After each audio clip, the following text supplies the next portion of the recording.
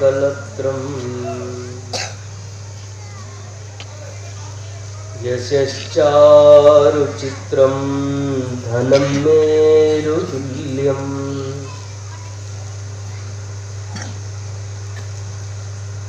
ಮನಶ್ಚೇನ ಲಗ್ನಂ ಗುರೋರಂಘ್ರಿ ಪದ್ಮೇ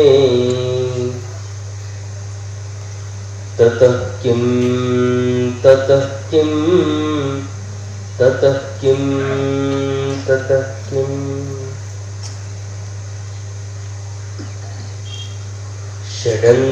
ಷಡಂಗಾದಿವೇದೋ ಮುಖೇ ಶಾಸ್ತ್ರವಿದ್ಯಾ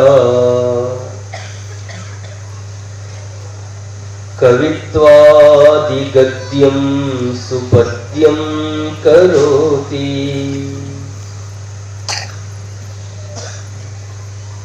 ಮನಶ್ಚೇನ ಲಗ್ನಂ ಗುರೋರಂಘ್ರಿ ಪದ್ಮೇ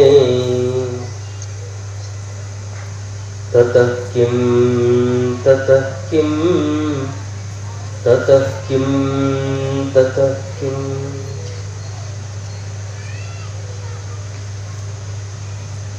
ಸದಾವಕಾಲ ಸ್ಮರಣೀಯರಾದ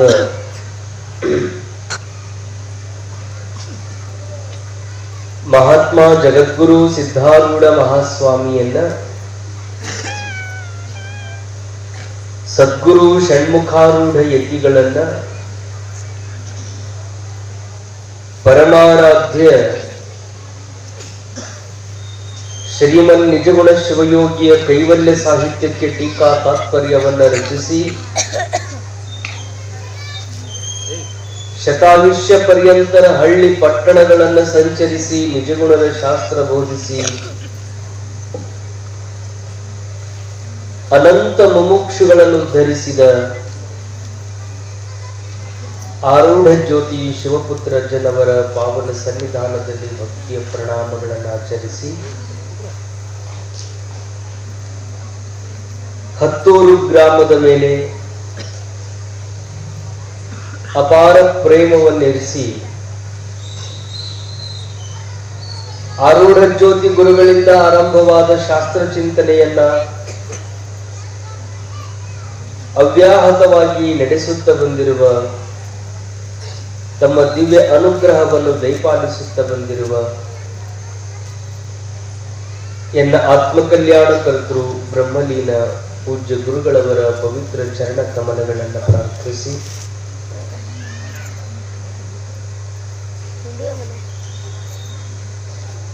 ಪ್ರತಿ ಭಾನುವಾರ ವರ್ಷಕ್ಕೊಮ್ಮೆ ನಡೆಯುವಂತಹ ಈ ವಿಶೇಷ ಕಾರ್ಯಕ್ರಮದಲ್ಲಿ ತಮ್ಮ ದಿವ್ಯ ಉಪದೇಶಾಮೃತವನ್ನು ದಯಪಾಲಿಸುತ್ತಾ ಮುಮುಕ್ಷುಗಳ ಮನದ ಮೇಲಿನ ಮಲಿನತೆಯನ್ನ ತೊಳೆದು ನಿರ್ಮಲವಾದ ಮನಸ್ಸಿನಲ್ಲಿ ಪರಮಾತ್ಮ ಕಾಣುವಂತೆ ಆನಂದದಿಂದಿರುವಂತೆ ತಮ್ಮೆಲ್ಲರಿಗೂ ದಿವ್ಯ ಉಪದೇಶಾಮೃತವನ್ನು ದಯಪಾಲಿಸುತ್ತಾ ಬಂದಿರುವ ಶ್ರೋತ್ರಿಯರು ಬ್ರಹ್ಮನಿಷ್ಠರು ಸದ್ಗುರುಗಳಾದ ಆನಂದ ಶಾಸ್ತ್ರಿಗಳವರಲ್ಲಿ ಅನಂತ ಪ್ರಣಾಮಗಳನ್ನು ಆಚರಿಸಿ ಊರಿನ ಹಿರಿಯ ಮಠದ ಪೂಜ್ಯರನ್ನು ಕೂಡ ಅನಂತ ಪ್ರಣಾಮಗಳನ್ನು ಆಚರಿಸಿ ಆರಂಭದಲ್ಲಿ ತಮ್ಮೆಲ್ಲರಿಗೂ ಉಪದೇಶವನ್ನು ದಯಪಾಲಿಸಿದಂತಹ ಮೈಂದರಿ ಸಿದ್ಧಾಶ್ರಮ ವಿರಕ್ತ ಮಠದ ಪರಮ ಪೂಜ್ಯ ಅಭಿನವ ಮೃತ್ಯುಂಜಯ ಮಹಾಸ್ವಾಮಿಗಳವರನ್ನು ಕೂಡ ಪ್ರಣಾಮಗಳನ್ನು ಆಚರಿಸಿ ಪೂಜ್ಯ ಸಾಧಕರೇ ಶಿವಸ್ವರೂಪಿಗಳೇ ತಮ್ಮೆಲ್ಲರಿಗೂ ಶರಣಾರ್ಥಿಗಳು.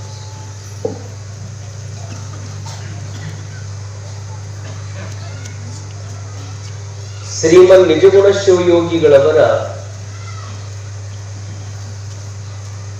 ಕೈವಲ್ಯ ಪದ್ಧತಿಯ ಚರಣವೊಂದನ್ನು ಅಧಿಕರಣವಾಗಿರಿಸಿಕೊಂಡು ಚಿಂತನೆಯನ್ನ ಶ್ರವಣ ಮಾಡ್ತಾ ಬಂದಿದ್ದೇವೆ. ಕೆಡುವ ಶರೀರದ ಸಫಲತೆ ಆವುದು? ಮೊದಲು ಪ್ರಶ್ನೆಯನ್ನು ಮಾಡಿದರು. ಆ ಪ್ರಶ್ನೆಗೆ ಉತ್ತರ ರೂಪವಾಗಿ ಶ್ರೀಮನ್ ನಿಜಗುಣರು ಹೇಳಿದಂತಹ ಮಾತು ಪರಹಿತ.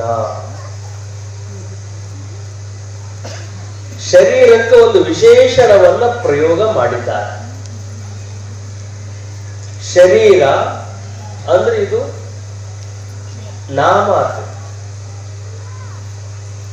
ನಾಮಪದ ಮತ್ತು ನಾಮಪದಕ್ಕೆ ಒಂದು ವಿಶೇಷಣವನ್ನು ಕೂಡಿಸಿದಾಗ ಅದು ವಿಶಿಷ್ಟ ಪದವಾಗಿ ಪರಿವರ್ತನೆ ಹೊಂದದು.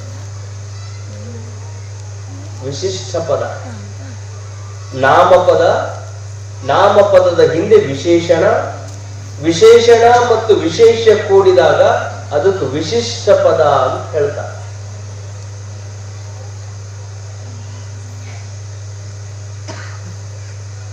ಹೋದಲ್ಲೆಲ್ಲ ಒಂದು ಉದಾಹರಣೆಯನ್ನ ನಮ್ಮ ಗುರುಗಳು ಹೇಳೋದು.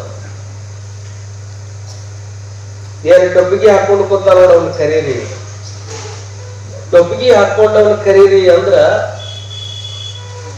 ಬಹಳ ಮಂದಿ ಟೊಪ್ಪಿಗೆ ಹಾಕೊಂಡಿರಂಗಿಲ್ಲ, ಒಬ್ಬ ಹಾಕೊಂಡಿರ್ತಾನ. ಬಹಳ ಮಂದಿಗಿಲ್ಲ, ಒಬ್ಬನಿಗೆ ಮಾತ್ರ ಟೊಪ್ಪಿಗೆ ಅದ. ಈ ಊರಾಗ ಆ ಉದಾಹರಣೆ ಹೇಳ್ಬೇಕಂದ್ರೆ ಟೊಪ್ಪಿಗೆ ಬಹಳ ಮಂದಿ ಅದ.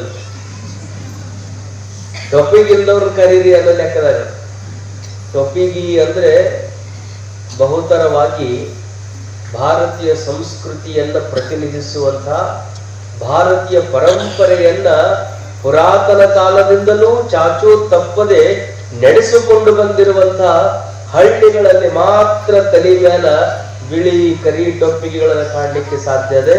ಅಂತ ಸಂಸ್ಕೃತಿ ಮುಂದುವರೆದಿರುವಂತಹ ಭಾರತೀಯ ಗ್ರಾಮಗಳಲ್ಲಿ ಹತ್ತೂರು ಒಂದು ಮುಕ್ತಿನಂಗ ಕಂಗೊಳಿಸ್ತಾ ಇದೆ ಅನ್ನೋದನ್ನ ಆ ಟೊಪ್ಪಿಗೆ ನೋಡಿನೇ ಹೇಳಬಹುದು. ಸಂಸ್ಕಾರ, ಸಂಸ್ಕೃತಿ ಇಲ್ಲಿ ಇನ್ನೂ ಜೀವಂತ ಇದೆ ಅಂತ. ಅಂತೂ ಎರಡು ಪದಗಳು ವಿಶಿಷ್ಟ ಪದ ಅನಿಸಿಕೊಳ್ಳಬೇಕಾಗಿತ್ತು ಅಂದ್ರೆ ಒಂದು ವಿಶೇಷ ಪದ, ಒಂದು ವಿಶೇಷಣ ಪದ, ಎರಡಿರ್ತ. ಹಂಗ ಬರೇ ಕಾವಿ ತಲೆಯಿದ್ದವ್ರು ಬೇರೆ, ಟೊಪ್ಪಿಗೆ ಹಾಕೊಂಡಿದ್ದವ್ರು ಬೇರೆ. ಗಾಂಧಿ ಬಗ್ಗೆ ಹೇಳುವಾಗ ದಂಡಿ ಪುರುಷ ಅಂತ.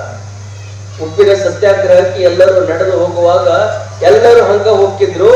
ಸಾವಿರ ಲಕ್ಷ ಲಕ್ಷ ಜನ ಅವನ್ನ ಬೆನ್ನ ಹತ್ತಿ ಹೋಗುವಾಗ ಗಾಂಧಿಯನ್ನ ಕರಿ ಅಂತ ಹೇಳಬೇಕಾಗಿತ್ತು ಅಂದ್ರೆ ದಂಡಿ ಪುರುಷಂ ಆಲಯ, ದಂಡಿ ಪುರುಷರನ್ನ ಕರೀರಿ ಅಂತ ಹೇಳಿದಾಗ, ದಂಡಿ ಪುರುಷ ಅಂದ್ರೆ ಕೈ ಒಳಗ ಯಾರು ಕೋಲು ಹಿಡಿದಾರಲ್ಲ ಅವನಿಗೆ ದಂಡಿ ಪುರುಷ ಅಂತಾರ. ಉಳಿದವ್ರ ಕೈಯಾಗ ಕೋಲಿಲ್ಲ, ಯಾರ ಕೈಯೊಳಗ ಕೋಲ್ ಐತಲ್ಲ ಅದು ವಿಶೇಷಣ. ಕೋಲು ಅನ್ನೋದು ವಿಶೇಷಣ, ಟೊಪ್ಪಿಗೆ ಅನ್ನೋದು ವಿಶೇಷಣ, ಕರಿ ಬಣ್ಣ ಅನ್ನೋದು ವಿಶೇಷಣ, ಕರಿ ಕೂದಲು ಅನ್ನೋದು ವಿಶೇಷಣ. ಹೀಗ ಶರೀರಕ್ಕೆ ವಿಶೇಷಣಗಳನ್ನು ಬಳಸಿದ್ರೆ ಅದಕ್ಕೆ ವಿಶಿಷ್ಟ ಪದ ಅಂತ. ವಿಶಿಷ್ಟ ಪದ. ಹಾಗೆ ಶ್ರೀಮನ್ ನಿಜಗುಣ ಶಿವಯೋಗಿಗಳು ಶರೀರದ ಸಫಲತೆ ಯಾವುದು ಅಂತ ಕೇಳಿಲ್ಲ, ಶರೀರದ ಸಫಲತೆ ಯಾವುದು ಅಂತ ಪ್ರಶ್ನೆ ಮಾಡಿಲ್ಲ. ಅವರು ಮಾಡಿದ ಪ್ರಶ್ನೆ ಯಾವುದು ಅಂದ್ರೆ ಕೆಡುವ ಶರೀರ.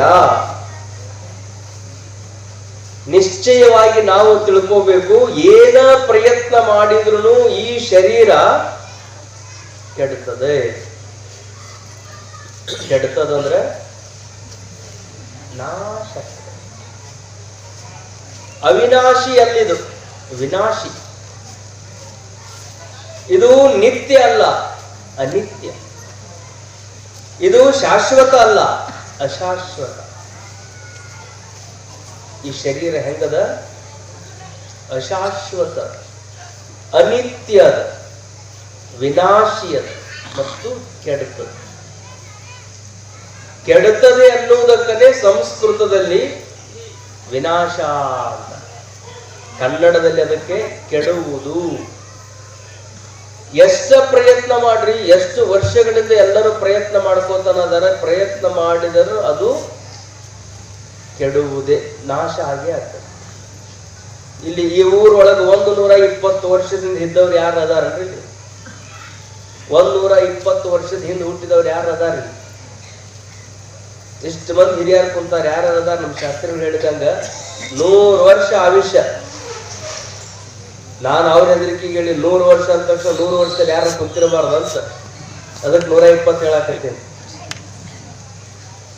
100 ವರ್ಷದ ಹಿಂದಿದ್ದವ್ರು ಯಾರ ಕುಂತಾರನೋ ಅಂತ ಕೇಳಿದ್ರ ಯಾರು ಇಲ್ಲ. ಯಾಕಿಲ್ಲ ಅಂದ್ರೆ 100 ವರ್ಷದ ಹಿಂದ ಹುಟ್ಟಿದವ್ರ ಶರೀರ ಕೆಟ್ಟ ಹೋಗ್ಯದ, ಅಂದ್ರೆ ನಾಶ ಆಗ್ಯದ. ನಮ್ಮ ಅಪ್ಪ ಅವ್ರನ್ನೊಬ್ಬ ಪ್ರಶ್ನೆ ಮಾಡಿದ್ರು, ಬಹಳ ಚಲೋ ಆತ್ರಿ ನೀವು ಇಷ್ಟೆಲ್ಲ ಮಂದಿ ವೇದಾಂತ ಜ್ಞಾನ ಕೆಡ್ತದ ಹಿಂಗೆಲ್ಲ ಉಪದೇಶ ಮಾಡ್ತೀರಿ, ಮತ್ತೆ ಎಲ್ಲರೂ ಕೂಡಿ ಸಾಯಲಾರ್ದಂಥದ್ದು ಒಂದು ಏನಾರ ಔಷಧಿ ಕಂಡಿಡಿ. ನಮಗ್ ದುಃಖ ಬಂದಿರೋದ ಸಾವಿಂದು, ಸಾಯ್ತೀವಿ ಅಂತ ನಮಗ್ ಗೊತ್ತಾದ ತಕ್ಷಣ ಮನುಷ್ಯನಿಗೇನಾಗ್ತದೆ, ಅವ ಸಾಯ್ತಾನಂತ ಪರಮಾತ್ಮ ಗೊತ್ತು ಮಾಡಿಲ್ಲ ಅಂತ ಇಷ್ಟರ ಆನಂದ ಐತಿ. ಇನ್ನು ಯಾವಾಗ ಸಾಯ್ತಾನಂತ ಗೊತ್ತು ಮಾಡಿಕೊಟ್ಟಿಲ್ಲ ಪರಮಾತ್ಮ, ಅಂತೂ ಸಾಯ್ಲಿಕ್ಕೆ ಬೇಕು. ಅದಕ್ಕೆ ಅವ ಕೇಳಿದ ಗುರುಗಳನ್ನ, ಎಲ್ಲರೂ ಕೂಡಿ ಸಾಯ್ಲಾರ್ದಂಥದ್ದು ಒಂದು ಏನಾರ ಕಂಡಿಡಿಯಲಿ. ಅಪ್ಪ ಅವ್ರಂದ್ರಂತ ಸಾಯ್ಲಾರ್ದಂಥದ್ದು ಒಂದು ಔಷಧಿ ಐತಿ ನನ್ನ ಕಡೆಗೆ. ಸಂತೋಷ ಆತವ. ಎಷ್ಟು ಕೋಟಿ ರೊಕ್ಕ ಬೇಕು ಹೇಳ್ಬಿಡ್ರಿ, ಆ ಔಷಧಿ ನನಗೊಬ್ಬರಿಗೆ ಕೊಟ್ಟು ಉಳ್ದವ್ರಿಗೆ ಯಾರಿಗೆ ಕೊಡ್ಬೇಡ್ರಿ ಅಂತ. ಯಾಕಂದ್ರೆ ಎಲ್ಲರೂ ಹೋಗೋಲ್ ರೊಕ್ಕ ನಾವು ಒಬ್ಬ ಇರ್ಬೇಕ. ನಾವು ಎಲ್ಲರೂ ಹೋದ್ಮೇಲೆ ಒಬ್ಬ ಇದ್ದು ಏನ್ ಮಾಡವ ಅಲ್ಲಿ. ಅಪ್ಪ ಅವ್ರಂದ್ರು ಕೋಟಿಗಟ್ಟಲೆ ರೊಕ್ಕ ಕೊಟ್ಟರು ಕೊಡುವುದಲ್ಲದು, ಸಾಯಬಾರ್ದಾಗಿತ್ತು ಅಂದ್ರೆ ಒಂದು ಸಣ್ಣ ಕೆಲಸ ಮಾಡ್ಬೇಕು. ಸಣ್ಣದ ಯಾಕ್ರಿ, ಬೇಕಾದಂತ ದೊಡ್ಡ ಕೆಲಸ ಹೇಳ್ರಿ ಮಾಡಿರ್ತೀನಂದ. ಸಣ್ಣ ಕೆಲಸ ಮಾಡು, ಸಾಯಬಾರ್ದಾಗಿತ್ತು ಅಂದ್ರೆ ಒಂದು ಸಣ್ಣ ಕೆಲಸ ಮಾಡು. ಏನ್ರಿ ಏನ್ ಮಾಡ್ಬೇಕು? ಸಾಯಬಾರ್ದಾಗಿತ್ತು ಅಂದ್ರೆ ನಾ ಏನ್ ಮಾಡ್ಬೇಕು ಹೇಳ್ರಿ. ಅವಾಗ ಗುರುಗಳು ಹೇಳಿದ್ರು, ಮಗನೇ ಸಾಯಬಾರ್ದಾಗಿತ್ತು ಅಂದ್ರ ಹುಟ್ಟಬಾರದು ಅಂತ. ಸಾಯಬಾರ್ದಾಗಿತ್ತು ಅಂದ್ರ ಹುಟ್ಟಿವಿ ಅಂದ ಬಳಿಕ ಏನಾಗ್ಬೇಕು? ಜಾತಸ್ಯ ಹಿ ಧ್ರುವ ಮೃತ್ಯು ಧ್ರುವಂ ಜನ್ಮ ಮೃತಸ್ಯ ಚ ತಸ್ಮಾದ ಪರಿಹಾರ್ಯರ್ಥೆ ನತ್ವಂ ಶೋಚಿತು ಮರ್ಹಸಿ. ಅರ್ಜುನ, ಅದ್ರ ಬಗ್ಗೆ ನೀನು ಶೋಕ ಮಾಡ್ಕೊಳ್ಳೋದಕ್ಕೆ ಏನೇನು ಕಾರಣ ಇಲ್ಲ. ಯಾಕ? ಯಾವುದು ಹುಟ್ಟ್ಯದ ಅಂತ ಒಂದು ಸರಿ ಅನಿಸಿಕೊಂಡದ ಅದು ಸಾಯ್ಲೇಬೇಕು. ಯಾವುದು ಸಂಯೋಗದಿಂದ ಕೂಡ್ಯದ ಅದು ವಿಯೋಗ ಆಗಲೇಬೇಕು. ಯಾವುದಕ್ಕೆ ಜನ್ಮ ಅಂತ ಬಂದದೆ ಅದಕ್ಕೆ ಮರಣ ಅನ್ನುವಂಥದ್ದು ನಿಶ್ಚಿತವಾಗಿರೋದು. ಹತ್ತೂರಿಗೆ ಬೋರ್ಡ್ ಹಾಕಿರ್ತಾರ ನೋಡ್ರಿ, ಬರೋ ಮುಂದೆ ಹತ್ತೂರು ಗ್ರಾಮಕ್ಕೆ ಸುಸ್ವಾಗತ ಅಂತ ಬೋರ್ಡ್ ಬರೆದಿರ್ತಾರ. ಆ ಕಡೆಯಿಂದ ಬರೋರಿಗೆ ಸ್ವಾಗತ ಇರ್ತದೆ, ಹಿಂಗ್ ಊರಾಗಿಂದ ಹೋಗೋರಿಗೆ ಆ ಬೋರ್ಡ್ ಹಿಂಗ್ ಏನ್ ಬರ್ದಿರ್ತಾರ? ಒಳ್ಳೆ ಧನ್ಯವಾದ ಅಂತ ಬರ್ದಿರ್ತಾರ. ಸ್ವಾಗತ ಮಾಡೋದು ಅದ ಬೋರ್ಡ್, ಧನ್ಯವಾದ ಹೇಳಿ ಕಳಿಸೋದು. ಬಂದಿ ಅಂದ ತಕ್ಷಣ ಜ ಅಂದ್ರೆ ಜನನ, ಮ ಅನ್ನೋ ಶಬ್ದ ಇತ್ತು ನೋಡಿ, ಜನ್ಮ. ಮ ಅಂದ್ರೆ ಯಾವಾಗ ನೀನು ಹುಟ್ಟಿದಲ್ಲ, ಆ ಹುಟ್ಟಿದ ತಕ್ಷಣ ನಮ್ಮ ಬೆನ್ನ ಹತ್ತಿ ಬಂದದ್ದು ಯಾವುದು ಅಂದ್ರೆ ಮರಣ ಅನ್ನೋದು ಬಂದ ಬಿಟ್ಟ. ಹೀಗಾಗಿ ಎಷ್ಟೋ ಪ್ರಯತ್ನ ಮಾಡ್ರಿ, ಶತ ಪ್ರಯತ್ನ ಮಾಡಿದ್ರು ಯಾರು ಈ ಭೂಮಿಯ ಮೇಲೆ ನಾವು ನೀವಲ್ಲ, ನಳ, ಪಾಂಡವ, ರಾಮ, ಕೃಷ್ಣ ಏನೇನು ಅವತಾರಿ ಪುರುಷರು ಭೂಮಿ ಮೇಲೆ ಹುಟ್ಟ್ಯಾರ, ಶಂಕರರ ಆದಿಯಾಗಿ ಎಲ್ಲರೂ ಶರೀರ ಕೊಟ್ಟು ಬಂದವರೆಲ್ಲರೂ ಈ ಶರೀರವನ್ನ ಬಿಟ್ಟು ಹೋಗಿಯೇ ಇದ್ದಾರೆ. ಹೀಗಿರುವಾಗ ಈ ಕೆಟ್ಟು ಹೋಗುವಂತ ಶರೀರವನ್ನ ನೆಚ್ಚಿಕೊಂಡು ಕುಳಿತುಕೊಳ್ಳುವುದಕ್ಕಿಂತಲೂ ಆ ಕೆಟ್ಟು ಹೋಗುವ ಶರೀರದೊಳಗ ಕೆಡದೇ ಇರುವಂತ ಚೈತನ್ಯವನ್ನ ಏನಿದೆಯಲ್ಲ ಅದ್ರ ಕಡೆಗೆ ನಿನ್ನ ಲಕ್ಷ್ಯ ಇರಬೇಕು ಅನ್ನೋದನ್ನ ಶ್ರೀಮನ್ ನಿಜಗುಣ ಯೋಗಿಗಳು ಯಾವಾಗ ಆ ಚೈತನ್ಯದ ಕಡೆಗೆ ನಮ್ಮ ಲಕ್ಷ್ಯ ಇರಬೇಕು. ಅಂತೂ ಶರೀರದ ಧರ್ಮದ ಇದು ಕೆಡ್ತದೆ. ನಮ್ಮಲ್ಲಿ ಇಡೀ ಜಗತ್ ಪ್ರಸಿದ್ಧ ಒಬ್ಬ ನೃತ್ಯಗಾರ ಮೈಕಲ್ ಜಾಕ್ಸನ್ ಅಂತ. ಬಹುತರವಾಗಿ ಆತನ ಹೆಸರನ್ನು ಎಲ್ಲರೂ ಕೇಳಿರ್ತಾರೆ. ಹೆಂಗ್ ಕುಣಿತಾನೆ ಜಾಕ್ಸನ್ ಕುಣಿದಂತ. ಮೈಕಲ್ ಜಾಕ್ಸನ್ ಕುಣಿತಾನ ಅಂದ್ರೆ ಅವನ ನೃತ್ಯ ನೋಡುವುದಕ್ಕ ಲಕ್ಷ ಲಕ್ಷ ರೊಕ್ಕ ಕೊಟ್ಟು ಲಕ್ಷ ಲಕ್ಷ ಮಂದಿ ಸೇರ್ತಿದ್ರು. ಒಂದೇ ವೇದಿಕೆಯೊಳಗ ಟಿಕೆಟ್ ಇರ್ತಿತ್ತು. ಟಿಕೆಟ್ ಅವ ನೃತ್ಯ ಮಾಡ್ತಾನಂದ್ರ ವರ್ಷಗಟ್ಲೆ ಮುಂಚಿತವಾಗಿನೇ ಟಿಕೆಟ್ ತಗೋಬೇಕು. ದೊಡ್ಡ ಕ್ರೀಡಾಂಗಣದಲ್ಲಿ ಲಕ್ಷ ಲಕ್ಷ ಜನ ಸೇರಿರ್ತಿದ್ರು. ಅಷ್ಟು ಸಂಪತ್ತಿನ ಮಾಲಕ. ಅವನಿಗೊಂದು ಇಚ್ಛೆ ಏನು, ಕಮ್ಮಿ ಅಂದ್ರೂ 150 ವರ್ಷ ನಾ ಇರ್ಬೇಕು ಈ ಭೂಮಿ ಮ್ಯಾಲ. ಈ ಶರೀರದಿಂದ ಅದೊಂದು ದಾಖಲೆ ಮಾಡ್ಬೇಕು. ಹೆಂಗ ನನ್ನ ನೃತ್ಯ ಒಂದು ದಾಖಲೆ ಅದ, 150 ವರ್ಷ ಬದುಕಿ ನಾನೊಂದು ದಾಖಲೆ ಮಾಡಬೇಕು ಅಂತ ಒಂದು ತಲೆಯಾಗಿ ವಿಚಾರ ಇಟ್ಕೊಂಡೆ. 150 ವರ್ಷ ಬದುಕ್ಬೇಕಂದ್ರೆ ಏನ್ ಮಾಡ್ಬೇಕು? ಪಟ್ನ ಯಾವಾಗಾರ ಕಿಡ್ನಿಗೆ ಏನಾರ ತೊಂದರೆ ಆಗ್ಬೋದು. ಕಿಡ್ನಿಗೆ ತೊಂದರೆ ಆಯ್ತು ಅಂದ್ರ ಕಿಡ್ನಿ ಕೊಡೋರ್ನ ಇಟ್ಕೊಂಡಿದ್ದ, ರೊಕ್ಕ ಕೊಟ್ಟು ಮೊದ್ಲ ಬುಕ್ ಮಾಡಿ ಇಟ್ಕೊಂಡಿದ್ದ. ಅವ್ರಿಗೆಲ್ಲ ಕಿಡ್ನಿ ಪರೀಕ್ಷೆ ಮಾಡಿಸಿ ಅವ್ರ ಕಿಡ್ನಿ ಎಲ್ಲ ಚಲೋ ಅದಾವ ಅಂದ್ರ ಒಬ್ರು ಇಬ್ರಲ್ಲ, ಅವ್ರಿಗೆ ಕಿಡ್ನಿ ಕೊಡೋದಕ್ಕೆ ಸಾವಿರಾರು ಮಂದಿ ಹೆಸರು ಕೊಟ್ಟಿದ್ರು. ನಮ್ಮ ಕಿಡ್ನಿ ಜಾಕ್ಸನ್ ಹೋಗ್ಬೇಕು, ನಾವು ದೊಡ್ಡವ್ರ ಅಂತೇಳಿ ರೊಕ್ಕ ತಗೊಂಡು ಸಾವಿರಾರು ಮಂದಿ ಕಿಡ್ನಿ ಕೊಡೋದಕ್ಕೆ ತಯಾರಿದ್ರು, ಸಾವಿರಾರು ಮಂದಿ ಹಾರ್ಟ್ ಕೊಡೋದಕ್ಕೆ ತಯಾರಿದ್ರು, ಸಾವಿರಾರು ಮಂದಿ ಲಿವರ್ ಕೊಡೋದಕ್ಕೆ ತಯಾರಿದ್ರು. ಅವನಿಗೇನು ಒಂದು ಸಣ್ಣ ಶರೀರಕ್ಕೆ ಒಂದು ಸಣ್ಣ ನೋವಾದ್ರೂ ಆ ಪಾರ್ಟ್ ತೆಗೆದು ಬೇರೆ ಪಾರ್ಟ್ ಹಾಕೋದಕ್ಕೆ ಏನ್ ಬೇಕು ಅದನ್ನೆಲ್ಲ ದಾನಿಗಳ ವ್ಯವಸ್ಥೆಯನ್ನು ಮಾಡ್ಕೊಂಡಿದ್ದ. ಅಷ್ಟೇ ಅಲ್ಲ, ಅವರೆಲ್ಲ ಕೊಡೋರು ತಯಾರದಾರ, ಮತ್ ಹಾಕೋರು ಬೇಕಲ್ಲ. ಕಿಡ್ನಿ ಕೊಟ್ರಂದ್ರ ಕಿಡ್ನಿ ರಿಪ್ಲೇಸ್ ಮಾಡೋರು ಬೇಕಲ್ಲ, ಡಾಕ್ಟರ್ ಬೇಕು. ಜಗತ್ ಪ್ರಸಿದ್ಧ 8 ಜನ ಡಾಕ್ಟರ್ನ ನೇಮಿಸಿಕೊಂಡಿದ್ದ. ಜಗತ್ ಪ್ರಸಿದ್ಧ 8 ಮಂದಿ ಡಾಕ್ಟರ್ಗಳು. ಅವರೆಲ್ಲ ಎಲ್ಲಿರ್ಬೇಕು ಅಂದ್ರ ಅವ ಕಾರ್ಯಕ್ರಮಕ್ಕೆ ಹೊಂಟಂದ್ರ ಆಂಬುಲೆನ್ಸ್ ತಗೊಂಡು ಅವ್ರ ಮುಂದೆ ಹೋಗ್ಬೇಕು, ಇವ ಹಿಂದಿಂದ ಹೋಗಿದ್ದ. ಯಾವ ಕಾರ್ಯಕ್ರಮದಾಗ ಏನಾರ ಆಗ್ಲಿ ಹೆಂಗಾರ ಆಗ್ಲಿ ಒಟ್ಟು ಹಿಂಗ ಆಗೈತಿ ಅಂದ ತಕ್ಷಣ ಅವನಿಗೆ ಔಷಧಿ ಸಿಗ್ಬೇಕು, ಹಿಂಗ ಆಗೈತಿ ಅಂದ ತಕ್ಷಣ ಡಾಕ್ಟರ್ ಇರಬೇಕು, ಹಿಂಗ ಆಗೈತಿ ಅಂದ ತಕ್ಷಣ ಏನೈತಿ ಅದನ್ನೆಲ್ಲ ವ್ಯವಸ್ಥೆ ಮಾಡಿಟ್ಕೊಂಡಿದ್ದ. ಎಂಥ ರೂಮ್ನೊಳಗೆ ಮಲ್ಕೊಂತಿದ್ದ ಅಂದ್ರ ಆಕ್ಸಿಜನ್ ಲೆವೆಲ್ ಹೆಚ್ಚು ಕಡಿಮೆ ಆಗ್ತಿದ್ದಿಲ್ಲ ಆ ರೂಮ್ನ್ಯಾಗ. ಉಸಿರಾಟಕ್ಕೆ ತೊಂದರೆ ಆಗಬಾರದು ಅಂತ ಹೇಳಿ ಒಂದೇ ತರದ ಗಾಳಿ ಇರಬೇಕು, ಆಕ್ಸಿಜನ್ ಒಂದೇ ತರ ಇರಬೇಕು. ಅಷ್ಟು ಸಮಚಿತ್ತದಿಂದ ನಡೆಯುವಂತ ಉಸಿರಾಟ. ಊಟ ಹೆಂಗ್ ಮಾಡ್ತಿದ್ದ ಅವ? ಉಣ್ಣೋದಕ್ಕಿಂತ ಮೊದಲು 4 ಮಂದಿ ಉಣ್ಬೇಕು. ಉಂಡು ಎಲ್ಲ ಸರಿ ಐತ್ರಿ, ಏನು ತೊಂದರೆ ಇಲ್ಲ ಅಂತ ಹೇಳಿದ ಬಳಿಕ ಅವ ಊಟ ಮಾಡ್ತಿದ್ದ. ಇಷ್ಟೆಲ್ಲ ಎದ್ರ ಸಲುವಾಗಿ ಮಾಡಕತ್ತಿದ್ದ? 150 ವರ್ಷ ಭೂಮಿ ಮೇಲೆ ಬದುಕಿ ದಾಖಲೆ ಮಾಡಬೇಕು.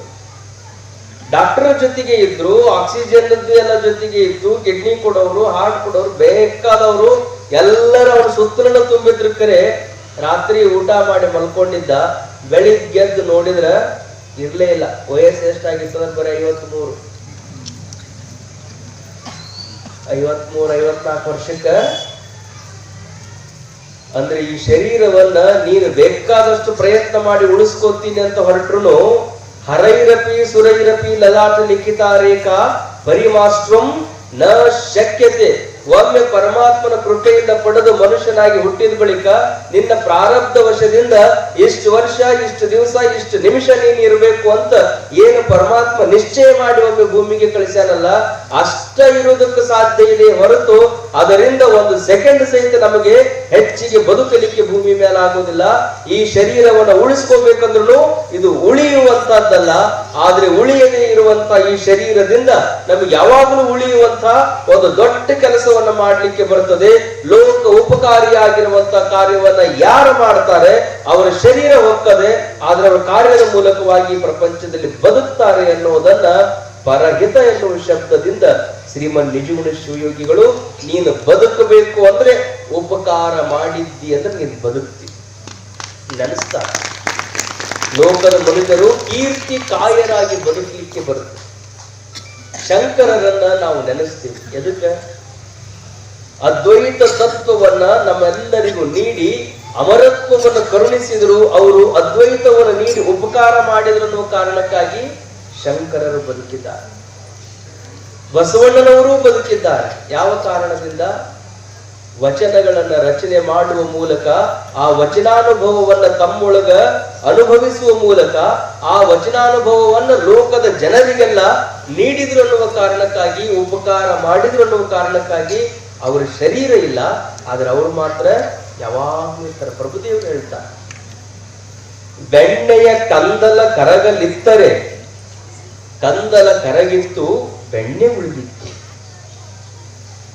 ಗುಹೇಶ್ವರ, ಇದೇನು ಚೋದ್ಯವು? ಮನೆಯೊಳಗ ಬೆಣ್ಣೆ ಅಂದ್ರೆ ಗೊತ್ತಾಕದಲ್ಲಿ,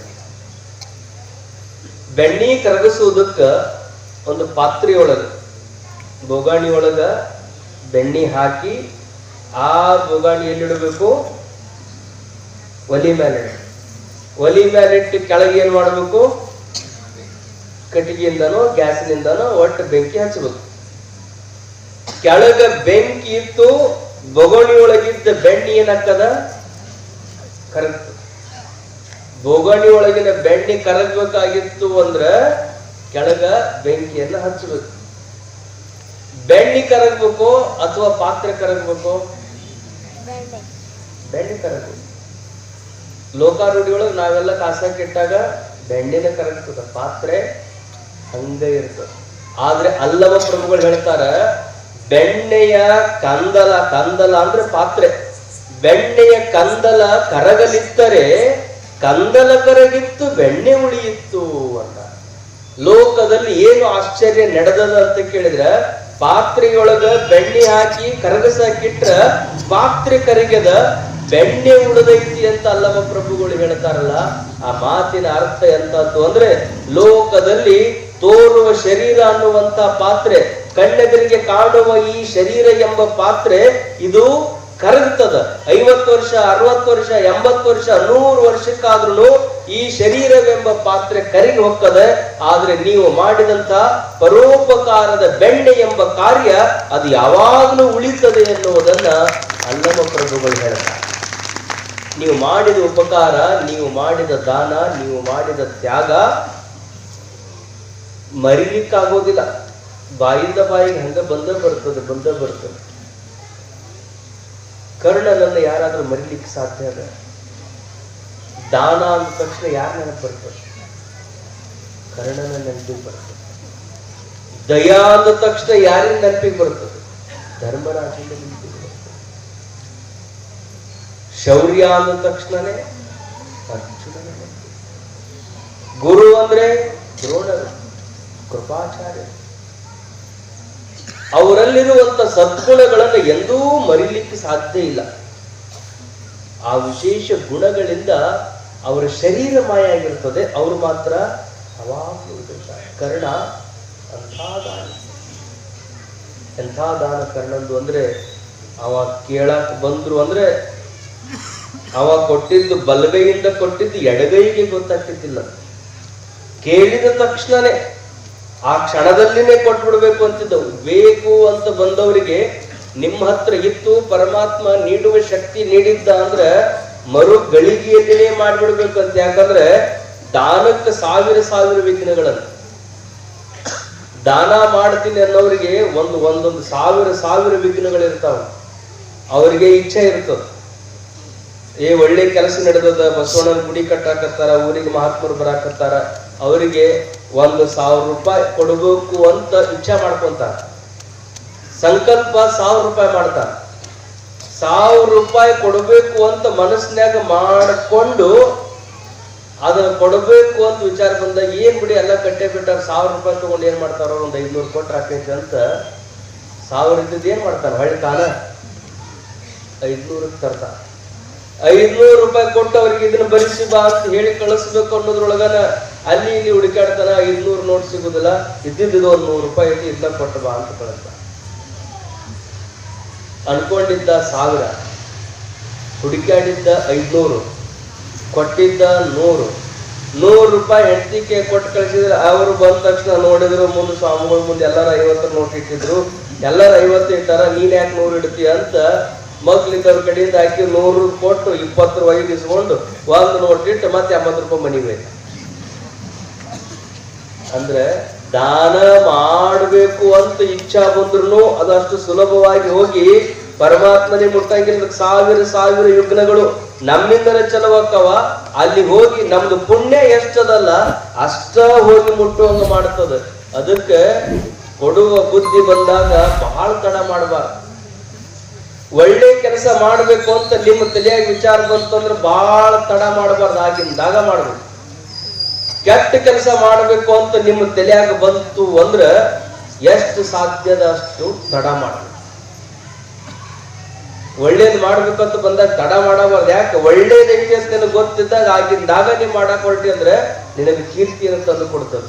ಕೆಟ್ಟದ್ದೈತಿ ಅಂತ ನಿನಗೆ ಗೊತ್ತಿದ್ದಾಗ ಬೇಡ, ಇನ್ನೊಂದ್ ಸ್ವಲ್ಪ ದಿವಸ ನೋಡು, ಪರಮಾತ್ಮನವ್ರಿಗೆ ಬುದ್ಧಿ ಕೊಡ್ಲಿ, ಪರಮಾತ್ಮನವ್ರಿಗೆ ಚಲೋ ಮಾಡ್ಲಿ.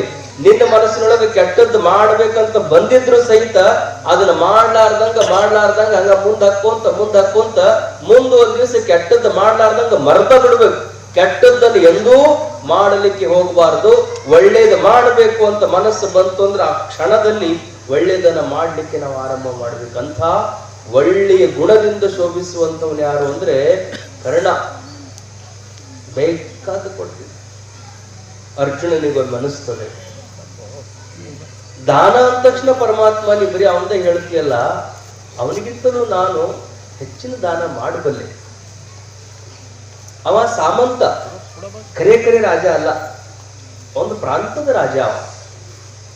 ನಾವು ಮುಂದೆ ಇಡೀ ಹಸ್ತಿನಾಪುರಕ್ಕೆ ದೊರೆಗಳಾಗ್ತದೆ, ಬೇಕಾದಂತ ದಾನ ಮಾಡಕ್ ಬರ್ತದ. ನಾವು ಪರಮಾತ್ಮ ಕೃಷ್ಣ ಅಂತ ಪ್ರಸಂಗ ಬಂದಾಗ ನಿನ್ನ ಪ್ರಶ್ನೆಗೆ ನಾನು ಉತ್ತರವನ್ನು ಹೇಳ್ತೀನಿ.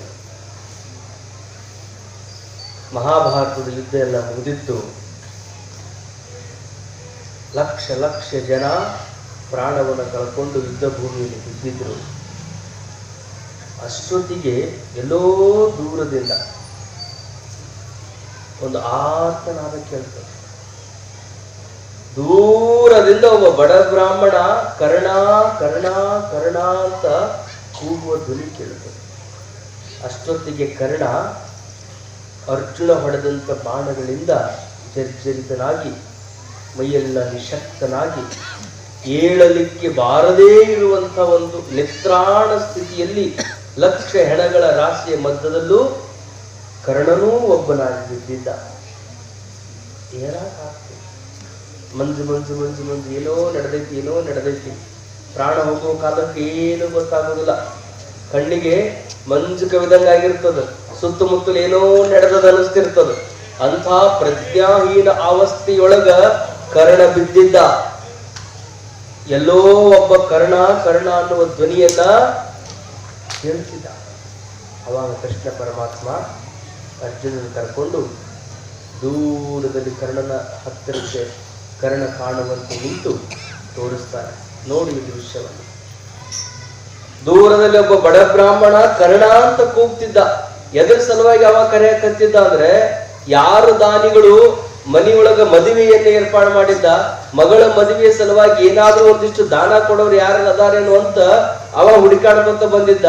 ಆ ಊರೊಳಗೆ ಹೇಳಿದ್ರು ದಾನ ಕೊಡವ ಅಂದ್ರೆ ಕರ್ಣ ಒಬ್ಬ ಅಂತ ಹೇಳಿದ್ರು.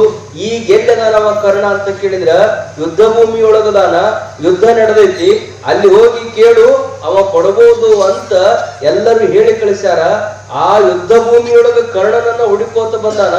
ಲಕ್ಷ ಜನ ಎಲ್ಲ ಸಾವಿಗೀಡಾಗಿ ಅದ್ರೊಳಗೆ ಯಾರು ಕರ್ಣ ಅಂತ ಅವನಿಗೆ ಗೊತ್ತಾಗೋಲ್ತು.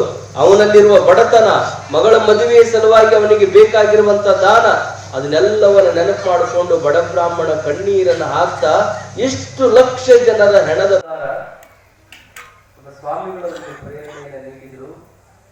ಆ ಪ್ರೇರಣೆಯ ಫಲವಾಗಿ ಏನು ಪ್ರೇರಣೆ ನಿಂಗಾಗಿದೆ? ಒಂದಲ್ಲ ಎರಡಲ್ಲ 7 ಮದುವೆಯಾಗಿರಿ. ಇಷ್ಟಾದ್ರೂ ನಿಮಗೆ ಮಕ್ಕಳ ಫಲವನ್ನ ಪರಮಾತ್ಮ ಕರುಣಿಸಿಲ್ಲ ಅಂದ್ರೆ ನಿಮಗೆ ಏನೋ ಪರಮಾತ್ಮ ಬೇರೆ ನಿರೀಕ್ಷೆಯೊಳಗಿದ್ದಾನೆ. ಹಾಗಾಗಿ ನೀವು ಚಿಂತೆ ಮಾಡಬೇಡ್ರಿ. ನಿಮ್ಮ ರಕ್ತ ಹಂಚಿಕೊಂಡು ಹುಟ್ಟಿದಂತ ಮಕ್ಕಳು ಮಾತ್ರ ನೀವು ಅಂತ ತಿಳ್ಕೊಬೇಡ್ರಿ. ರಾಜ ಪ್ರತ್ಯಕ್ಷ ದೇವತಾ ಅಂತಾರೆ. ರಾಜ ಅಂದ್ರನೇ ದೇವರು, ರಾಜ ಅಂದ್ರನೇ ತಂದೆ, ರಾಜ ಅಂದ್ರನೇ ತಾಯಿ. ಇಡೀ ಪ್ರಜೆಗಳಿಗೆ ನಿಜವಾದ ತಂದೆ ತಾಯಿ ದೇವರು ಯಾರು ಅಂದ್ರೆ ರಾಜನೇ ಇರುವ ಕಾರಣದಿಂದ ಪರಮಾತ್ಮನ ಇಚ್ಛೆ ಹಿಂಗಿರ್ಬೋದು. ಲಿಂಗರಾಜ ಕೇವಲ ಒಂದು ಮಗುವಿಗೆ ತಂದೆಯಾಗುವುದಕ್ಕಿಂತಲೂ ಇಡೀ ಸಾಮ್ರಾಜ್ಯದೊಳಗ ಎಷ್ಟು ಜನ ಬಡ ಮಕ್ಕಳದಾರ ಅವರೆಲ್ಲರಿಗೂ ಲಿಂಗರಾಜನೇ ತಂದೆಯಾಗಬೇಕು ಅಂತ ಪರಮಾತ್ಮನ ಇಚ್ಛೆ ಇರ್ಬೋದು. ಅದಕ್ಕ ಆ ಎಲ್ಲ ಬಡ ಮಕ್ಕಳಿಗೆ ನೀವು ನಿಜವಾದ ತಂದೆ ಆಗಬೇಕಾಗಿತ್ತು ಅಂದ್ರೆ, ನಿಜವಾದ ಅಪ್ಪ ಆಗಬೇಕಾಗಿತ್ತು ಅಂದ್ರೆ ನೀವು ಮಾಡಬೇಕಾದ ಕೆಲಸ ಏನು ಅಂದ್ರೆ, ಇಡೀ ನಿಮ್ಮ ಸಂಸ್ಥಾನದ ಆಸ್ತಿಯನ್ನೆಲ್ಲ ಬಡ ಮಕ್ಕಳ ಹೆಸರು ಮೇಲೆ ಬರೀಬೇಕು. ಬಡ ಮಕ್ಕಳ ಹೆಸರು ಮೇಲೆ ಬರೆಯುವುದು ಅಂದ್ರೆ ಸಂಸ್ಥಾನಕ್ಕೆ ಬರುವಂತ ಎಲ್ಲ ಉತ್ಪನ್ನವನ್ನ ಒಂದು ಕಡೆಗೆ ಕೂಡಿಸಿ ಅದನ್ನೊಂದು ಟ್ರಸ್ಟ್ ಮಾಡಿ ಆ ಟ್ರಸ್ಟಿಗೆ ನಿಮ್ಮ ಹಣ ಇಚ್ಛೆ ಇರಬಹುದು. ಅದಕ್ಕ ಆ ಎಲ್ಲ ಬಡ ಮಕ್ಕಳಿಗೆ ನೀವು ನಿಜವಾದ ತಂದೆ ಆಗಬೇಕಾಗಿತ್ತು ಅಂದ್ರೆ, ನಿಜವಾದ ಅಪ್ಪ ಆಗಬೇಕಾಗಿತ್ತು ಅಂದ್ರೆ ನೀವು ಮಾಡಬೇಕಾದ ಕೆಲಸ ಏನು ಅಂದ್ರೆ, ಇಡೀ ನಿಮ್ಮ ಸಂಸ್ಥಾನದ ಆಸ್ತಿಯನ್ನೆಲ್ಲ ಬಡ ಮಕ್ಕಳ ಹೆಸರು ಮೇಲೆ ಬರೀಬೇಕು. ಬಡ ಮಕ್ಕಳ ಹೆಸರು ಮೇಲೆ ಬರೆಯುವುದು ಅಂದ್ರೆ ಸಂಸ್ಥಾನಕ್ಕೆ ಬರುವಂತ ಎಲ್ಲ ಉತ್ಪನ್ನವನ್ನ ಒಂದು ಕಡೆಗೆ ಕೂಡಿಸಿ ಅದನ್ನೊಂದು ಟ್ರಸ್ಟ್ ಮಾಡಿ ಆ ಟ್ರಸ್ಟಿಗೆ ನಿಮ್ಮ ಹಣವನ್ನು ಕೊಟ್ಟು ಯಾವ ಬಡ ವಿದ್ಯಾರ್ಥಿಗಳು ಅಭ್ಯಾಸ ಮಾಡುವುದಕ್ಕೆ ಈ ದೇಶದಲ್ಲಿ ಪೂರ್ಣ ಬಾಂಬೆ ವಿದೇಶಗಳಿಗೆ ಹೋಗ್ಬೇಕು ಅಂತ ಇಚ್ಛಾ ಪಡ್ತಾರೆ ಅಂತ ಎಲ್ಲ ಬಡ ಮಕ್ಕಳಿಗೆ ನಿಮ್ಮ ಟ್ರಸ್ಟಿನಿಂದ ಅವರ ಅಭ್ಯಾಸಕ್ಕೆ ಎಷ್ಟು ಹಣ ಬೇಕೋ ಅಷ್ಟೆಲ್ಲವನ್ನು ನೀವು ಕೊಡುವ ವ್ಯವಸ್ಥೆಯನ್ನು ಮಾಡಿದ್ರಿ ಅಂದ್ರೆ ಆ ಎಲ್ಲ ಮಕ್ಕಳು ಅಂತಾರೆ, ನಮ್ಮ ಹಣದ ಅಪ್ಪನಿಗೆ ನಮಗೆ ರೊಕ್ಕ ಕೊಟ್ಟು ಓದ್ಸಕ್ಕಾಗ್ಲಿಲ್ಲ, ಆದ್ರೆ ನಾವು ಪಡೆದ ಅಪ್ಪ ಲಿಂಗರಾಜ ಕೊಟ್ಟಂತ ಹಣದಿಂದ ನಾವು ವಿದ್ಯಾಭ್ಯಾಸವನ್ನು ಮಾಡಿದ್ವಿ ಅಂತ ಮುಂದೆ ಅವರು ಹೇಳಿಕೊಂಡ್ರು ಅಂದ್ರೆ ನೀವು ಸಾವಿರ ಸಾವಿರ ಬಡ ಮಕ್ಕಳಿಗೆ ನಿಜವಾದ ತಂದೆ ಆಗ್ತೀರಿ ಅಂತ ಅವರ ಆಶೀರ್ವಾದವನ್ನು ಮಾಡಿದ್ರು. ಆ ಆಶೀರ್ವಾದದ ಪ್ರಕಾರವೇ ಲಿಂಗರಾಜ ಮಹಾರಾಜ ನಡೆದುಕೊಂಡ. ಆಶ್ಚರ್ಯದ ಸಂಗತಿ ನಿಮಗೆ ಹೇಳಬೇಕು ಅಂದ್ರೆ, ಅವರು ನೀಡಿದಂತ ದಾನ, ಅವರು ನೀಡಿದಂತ ವಿದ್ಯಾರ್ಥಿ ವೇತನ ಎಷ್ಟು ದೊಡ್ಡ ಫಲ ಕೊಟ್ಟು ಅಂದ್ರೆ, ಮುಂಬೈ ಡೆಕ್ಕನ್ ಎಜುಕೇಶನ್ ಸೊಸೈಟಿ ಒಳಗೆ 4 ಜನ ವಿದ್ಯಾರ್ಥಿಗಳು ಆ ಕಾಲರಾಜರು ಕೊಟ್ಟಂತ ಈ ಹಣದಿಂದ ಮುಂಬೈಗೆ ಹೋಗಿ ಅಭ್ಯಾಸ ಮಾಡಿದ್ರು. ಮುಂಬೈ ಮಕ್ಕಳು ಕಲಿಯುವುದಕ್ಕೆ ಶಾಲೆಗಳು ಇದ್ದಿಲ್ಲ. ಆ ಕಾಲದಲ್ಲಿ ಶಾಲೆಗಳಿಲ್ಲದೆ ಇರುವಂತ ಕಾಲದಲ್ಲಿ ಮನೆಯಾಗ ಬಡತನ, ಅಕ್ಷರಾಭ್ಯಾಸಕ್ಕೆ ಏನು ಇರ್ತಿದ್ದಿಲ್ಲ. ಈ ರೊಕ್ಕ ತಗೊಂಡು ಹೋಗಿ ಮುಂಬೈ ಡೆಕ್ಕನ್ ಎಜುಕೇಶನ್ ಸೊಸೈಟಿ ಒಳಗ 4 ಜನ BA ಆನರ್ಸ್ ಪದವಿಯನ್ನು ಪಡೆದು ಬೆಳಗಾವಿಗೆ ಬಂದ್ರು. ಬೆಳಗಾವಿಗೆ ಬಂದು ಅವರಿಗೆ ಆ ಕಾಲದಲ್ಲಿ ಬ್ರಿಟಿಷ್ ಸರ್ಕಾರ ಸರ್ಕಾರಿ ನೌಕರಿ ಕೊಡ್ತು. PUC ಕಾಲೇಜುಗಳಿಗೆ ಕಲಿಸುವುದಕ್ಕ ಅವರಿಗೆ ಸರ್ಕಾರಿ ನೌಕರಿ ಬಂತು. ಆದ್ರೆ ಅವ್ರು ವಿಚಾರ ಮಾಡಿದ್ರು, ನಾವು ಲಿಂಗರಾಜರು ಕೊಟ್ಟಂತ ರೊಕ್ಕ ತಗೊಂಡು ಪುಕ್ಕಟ್ಟಿಯಾಗಿ ಅಲ್ಲಿ ಅಭ್ಯಾಸ ಮಾಡಿ ಇಲ್ಲಿ ಮನೆಗೆ ಬಂದು ಸರ್ಕಾರಿ ನೌಕರಿ ಮಾಡ್ಕೊಂತ ನಮ್ಮ ಹೆಂಡತಿ, ನನ್ನ ಮಕ್ಕಳು, ನಮ್ಮ ಅಪ್ಪ ಅಂತ ಇಷ್ಟ ನಾವು ಸಾಕಿಕೊಂತ ಕುಂತೀವಿ ಅಂದ್ರ ಲಿಂಗರಾಜರು ಕೊಟ್ಟಂತ ಆ ತ್ಯಾಗಕ್ಕೆ ನಾವು ಅಪಚಾರ ಮಾಡಿದಂಗಾಗ್ತದೆ. ನಾವು ಸರ್ಕಾರಿ ರೊಕ್ಕ ತಗೊಂಡು ಪಗಾರ ತಗೊಂಡು ಮಕ್ಕಳಿಗೆ ಶಾಲೆ ಕಲಿಸೋದು ಬೇಡ, ನಾವ ಸ್ವಂತ ಶಾಲೆ ಕಟ್ಟಿ ನಾವ ಮಕ್ಕಳಿಗೆ ಪಾಠ ಹೇಳಿ ನಮ್ಮದ ಶಾಲಿದ್ದಾಗ ಬೇಕಾದಷ್ಟು ಮಕ್ಕಳಿಗೆ ನಾವು ಶಾಲೆ ಕಲಿಸಬಹುದು ಅಂತ ಆ ವಿದ್ಯಾರ್ಥಿಗಳು ಕೂಡಿಕೊಂಡು ಒಂದು ಸಣ್ಣ ಹೈಸ್ಕೂಲ್ ಕಟ್ಟಿದ್ರು. ಅಲ್ಲಿ 36, 50, 100 ಹಿಂಗೆ ವಿದ್ಯಾರ್ಥಿಗಳ ಸಂಖ್ಯೆ ಹೆಚ್ಚು ಬೆಳೀತಾ ಹೋತು. ಅವರ ಮತ್ತು ಹೊಳ್ಳಿ ಅದೇ ಲಿಂಗರಾಜರ ಟ್ರಸ್ಟಿಗೆ ಹೋಗಿ ಹಿಂಗೊಂದು ನಾವು ಶಾಲೆ ಕಟ್ಟಿವಿ, ಮತ್ತೊಂದು ಕಾಲೇಜ್ ಕಟ್ಟಬೇಕು ಅಂತ ಮಾಡಿವಿ, ಏನಾರ ಸ್ವಲ್ಪ ಸಹಾಯ ಮಾಡ್ರಿ ಅಂತ ಆ ಟ್ರಸ್ಟಿಗೆ ಬೇಡಿದಾಗ ಮತ್ತ ಆ ಟ್ರಸ್ಟ್ನವರು ಆ ಕಾಲಕ್ಕೆ 50,000 ರೂಪಾಯಿ ಕೊಟ್ರು. ಆ ಶಾಲಿಗೆ ಲಿಂಗರಾಜ ಕಾಲೇಜ್ ಅಂತ ಹೆಸರಿಟ್ರು. ಮೊದಲು ಕಟ್ಟಿದ್ದು ಒಂದು ಹೈಸ್ಕೂಲು, ಆಮೇಲೆ ಮಾಡಿದ್ದು ಒಂದು ಲಿಂಗರಾಜ ಕಾಲೇಜು. ಆ 4 ಜನ ವಿದ್ಯಾರ್ಥಿಗಳು ಮಾಡಿದಂತ ತ್ಯಾಗದ ಫಲ ಮುಂದೆ ಎಷ್ಟು ದೊಡ್ಡದಾಗಿದೆ ಅಂತ ಕೇಳಿದ್ರೆ ಇಡೀ ಭಾರತವೇ ಹೆಮ್ಮೆ ಪಡುವಂತ KLE ಅನ್ನುವಂತ ಸಂಸ್ಥೆಯಾಗಿ ಇವತ್ತು 300ಕ್ಕೂ ಹೆಚ್ಚು ಶಾಲೆಗಳನ್ನ ಅವರು ನಡೆಸ್ತಾರೆ. ನಿಮ್ ಸೊಲ್ಲಾಪುರದೊಳಗೂ KLE ಶಾಲೆಗಳದಾವ. ಇಷ್ಟೆಲ್ಲ ಬೆಳವಣಿಗೆ ಆಗುವುದಕ್ಕೆ ಕಾರಣ ಯಾರು ಅಂದ್ರೆ ತ್ಯಾಗವೀರ ಸಿರಸಂಗಿಯ ಲಿಂಗರಾಜ ಮಹಾರಾಜ ಅನ್ನೋದನ್ನ ಆಧುನಿಕ ಕಾಲದ ಕರ್ಣ, ಆಧುನಿಕ ಕಾಲದ ನಿಜವಾದ ತ್ಯಾಗ ಯೋಗಿ. ಯಾರು ತ್ಯಾಗ ಮಾಡ್ತಾರೆ ಅವರನ್ನ ಸಮಾಜ ಎಂದೂ ಮರೆಯೋದಿಲ್ಲ. ನಮ್ಮ ಸೊಲ್ಲಾಪುರದಲ್ಲೇ ಇತ್ತು ವಾರದ ಮಲ್ಲಪ್ಪನವರು ಅಂತ, ಎಂಥ ತ್ಯಾಗಿ ವಾರದ ಮಲ್ಲಪ್ಪನವರು. ಬಸಮ್ಮ, ಗೌರಮ್ಮ, ಈಗೇನು ಸೊಲ್ಲಾಪುರದ DC ಆಫೀಸ್ ಅದ, ಮೊದಲು ಅವರ ಬಂಗ್ಲೆ ಆಗಿತ್ತು. ವಾರದ ಮಲ್ಲಪ್ಪನವ್ರು ಅಂದ್ರೆ ಬರೀ ವ್ಯಾಪಾರದೊಳಗೆ ಶ್ರೀಮಂತರಲ್ಲ, ಅವ್ರದ್ದು ಎಂಥ ವ್ಯಾಪಾರ ಅಂದ್ರೆ ಮುಂಬೈದಿಂದ ಸೊಲ್ಲಾಪುರಕ್ಕೆ ಅವ್ರದೇ ಒಂದು ಟ್ರೈನ್ ಬರ್ತಿತ್ತಂತ. ವ್ಯಾಪಾರದ ಎಲ್ಲ ಗೂಡ್ಸ್ ವಾಹನ ಮುಂಬೈದಿಂದ ಅಂಥ ಶ್ರೀಮಂತರು. ಬ್ರಿಟಿಷ್ ರಾಣಿ ವಿಕ್ಟೋರಿಯಾ ರಾಣಿ ಭಾರತದ 7 ಜನ ಶ್ರೀಮಂತರನ್ನು ಗುರುತಿಟ್ಟಿದ್ಲು. ಆ 7 ಮಂದಿ ಶ್ರೀಮಂತರೊಳಗ ವಾರದ ಮಲ್ಲಪ್ಪನವರು ಒಬ್ರು. ಅಂಥ ಶ್ರೀಮಂತ, ಬರೇ ಶ್ರೀಮಂತ ಅಷ್ಟೇ ಅಲ್ಲ, ಆತನ ಮನಿ ಪಾಠಶಾಲೆಯಾಗಿತ್ತು. ಆತನ ಮನಿ ಬಡ ವಿದ್ಯಾರ್ಥಿಗಳ ಅಭ್ಯಾಸದ ದೇಗುಲ ಆಗಿತ್ತು. ಹೀಗಾಗಿ ವಾರದ ಮಲ್ಲಪ್ಪನವರು ವಾಡೇ ಉಳಿದಿಲ್ಲ, ವಾರದ ಮಲ್ಲಪ್ಪನವರು ಆಸ್ತಿ ಉಳಿದಿಲ್ಲ. ಆದರೆ ವಾರದ ಮಲ್ಲಪ್ಪ ಮಾಡಿದಂಥ ದಾನ, ವಾರದ ಮಲ್ಲಪ್ಪ ಮಾಡಿದಂಥ ಪರೋಪಕಾರದ ಕೀರ್ತಿ ಅದು ಎಂದೂ ಮರಿಲಿಕ್ಕೆ ಸಾಧ್ಯ ಇರದೇ ಇರುವಂತಹದ್ದು. ಅಂತ ಈ ಕೆಡುವ ಶರೀರದಿಂದ ನಾವು ಉಳಿಬೇಕಾಗಿತ್ತು ಅಂದ್ರೆ ಇರುವ ಒಂದೇ ಒಂದು ಮಾರ್ಗ ಅಂದ್ರೆ ಪರೋಪಕಾರ. ಯಾರು ಪರಹಿತವನ್ನು ಮಾಡ್ತಾರೆ, ಯಾರು ಇನ್ನೊಬ್ಬರಿಗೆ ಒಳ್ಳೆಯದನ್ನು ಮಾಡ್ತಾರೆ, ಅವರನ್ನ ಸಾಯ ಹೊಡೆದರೂ ಸತ್ಯವಂತರು ಸತ್ತು ಬದುಕುತ್ತಾರೆ. ಭಂಡರನ್ನೆಲ್ಲ ಬದುಕಿಸಿದರೆ ನೀವು ಮತ್ತೆ ಸಾಯುತ್ತಾರೆ.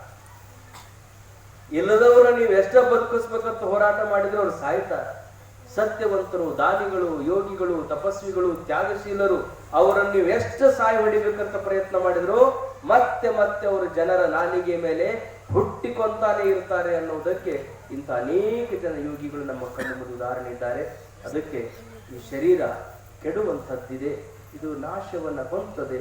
ಹೆಂಗೆ ಅಸ್ಥಿ ಜಾಯತೆ ವರ್ಧತೆ ಪರಿಣಮತೆ ಅಪಕ್ಷೀಯತೆ ವಿನಶ್ಯತಿ ಷಡ್ಭಾವ ವಿಕಾರಯುಕ್ತವಾಗಿರುವಂಥದ್ದು ಈ ಶರೀರ. ಇದು ತಾಯಿ ಗರ್ಭದಲ್ಲಿದ್ದಾಗ ಏನ್ ಅನಿಸ್ತಿದೆ, ಇದಕ್ಕೆ ಅಸ್ಥಿ ಅನ್ನೋದು. ಅಸ್ಥಿ ಅಂದ್ರೆ ಐತಿ ಅಂತ ಸುಮ್ಮ ಹಂಗೆ ಕಾಣಿಸ್ಕೊಳ್ತದೆ. ಅದಕ್ಕೆ ಕಳ್ಳ ಕುಬಸ ಮಾಡೋದು ಅಂತಾರೆ, ಯಾರಿಗೂ ಹೇಳಂಗಿಲ್ಲ ಅದಕ್ಕೆ ಅಷ್ಟೇ. 3 ತಿಂಗಳವರೆಗೂ ಹೇಳ್ದಂಗೆ ಹಂಗೆ ಐತಿ ಐತಿ ಐತಿ. ಆಮೇಲೆ 2ನೇದು ಜಾಯತೆ, ಹುಟ್ಟು. ತಾಯಿ ಗರ್ಭದಿಂದ ಎಲ್ಲಿಗೆ ಬರ್ತದೆ, ಇದು ಭೂಮಿಗೆ ಬರ್ತದೆ. ಆಮೇಲೆ ವರ್ಧತೆ. ವರ್ಧತೆ ಅಂದ್ರೆ ಬೆಳೀತದೆ. ಮನ್ಯಾಗ ಕೂಸಿರ್ತಾವ, ತೊಟ್ಟಲ್ದಾಗ ಎಷ್ಟು ದಿವಸ ಹಾಕ್ತಿರವ? ತೊಟ್ಟಲ್ದಾಗ ಒಂದು 100 ವರ್ಷ ಇದ್ದು ಅಂದ್ರೆ ಅವ್ರು ಯಾರ ತೂಗ್ತಿದ್ರೆ ಒಂದು 6 ತಿಂಗಳು 8 ತಿಂಗಳದಾಗ ಸಾಕಾಗಿ ಹೋಗಿರ್ತಾವ. 3 ತಿಂಗಳ ಎಷ್ಟು ಅಳುತ್ತಾವ ಹುಡುಗರು ಅಂದ್ರೆ ಮನ್ಯಾನ ಮಂದಿ ಒಟ್ಟ ನಿಂತಿರಂಗಿಲ್ಲ. ಹಾಸಿಗೆ ತಗೊಂಡು ಎಲ್ಲ ಹನುಮಂತವ್ರ ಗುಡಿ ಹೋಗ್ಬಿಡ್ತಾರ ಗಂಡ್ಮಕ್ಳು ಇರ್ತಾವ್ರ, ಏನ್ ಯಾಕ ಮಾಡ್ಕೊಡ್ರಿ. ಹುಡುಗರು 3 ತಿಂಗಳು 6 ತಿಂಗಳು ತೂಗಬೇಕು, ಅವಕ್ಕೆ ಎಣ್ಣೆ ಹಚ್ಚಬೇಕು, ಸ್ನಾನ ಮಾಡಿಸ್ಬೇಕಂದ್ರೆ ರಗಡಾಗಿರ್ತದೆ. ಹಂಗ ತೊಟ್ಟದಾಗಿದ್ದದ್ದು ಒಂದು 10 ವರ್ಷ ಅಲ್ಲೇ ಇತ್ತು ಅಂದ್ರೆ ನಾನು ಎಲ್ಲರೂ ದಪ್ಪ ಅಲ್ಲೇ ಪಡ್ದಕ್ ಹೋಗ್ತಾರ. ಹಂಗಿಲ್ಲ, ಅದೇನ್ ಮಾಡ್ತಾರೆ ಮುಂದೆ ಹಗೂರ್ಕ ಅಂಬೆಗಾಲಿಡುತ್ತದೆ. ಬಹಳ ಪ್ರೀತಿಯಿಂದ ಅದನ್ನ ಎತ್ಕೊಳ್ಳೋದು, ಕೈ ಹಿಡಿಯೋದು, ನಡೆಸೋದು. 6 ತಿಂಗಳು ವರ್ಷದಾಗ ಎಲ್ಲ ನಡೆಯುವುದನ್ನ ಕಲಿತೈತೆ ಅಂದ್ರೆ ವರ್ಧತೆ. ವರ್ಧತೆ ಅಂದ್ರೆ ಬೆಳವಣಿಗೆ ಆಗ್ತದೆ. ಪರಿಣಮತೆ 40 ವರ್ಷದ ತನ ನೋಡ್ರಿ ಏನೇನು ಹಂಗ ನನ್ನಂಗೆ ಯಾರು ಅಂತ ವರ್ಧಮಾನಕ್ಕೆ ಬಂದ್ಬಿಡ್ತಾನೆ ಮನುಷ್ಯ. ತಾರುಣ್ಯ ಬಂತು ಅಂದ್ರೆ ಅವನಿಗೆ ಎದುರಿಗಿದ್ದವ್ರ ಸ್ಥಿತಿ ಯಾರು ಕಾಣೋದಿಲ್ಲ, ಅಷ್ಟು ನನ್ನಂತೆ ಯಾರು ಇಲ್ಲ ಅನ್ನೋ ಭಾವ ಬರ್ತದೆ. ಆಮೇಲೆ ಯಾವುದು ಪರಿಣಾಮವಾಗಿ 40 ವರ್ಷಗಳವರೆಗೆ ವರ್ಧಮಾನವಾಗಿ ಬೆಳೆದಿತ್ತೋ ಮುಂದೆ ಅದೇ ಅಪಕ್ಷೀಯತೆ. ಒಂದೊಂದು ಕಳ್ಕೋತ ಬರ್ತಾವ. ಪರಮಾತ್ಮ ಮೊದಲನೇ ನೋಟಿಸ್ ಕಳಿಸ್ತಾನಂತ 40-45 ವರ್ಷಕ್ಕೆ.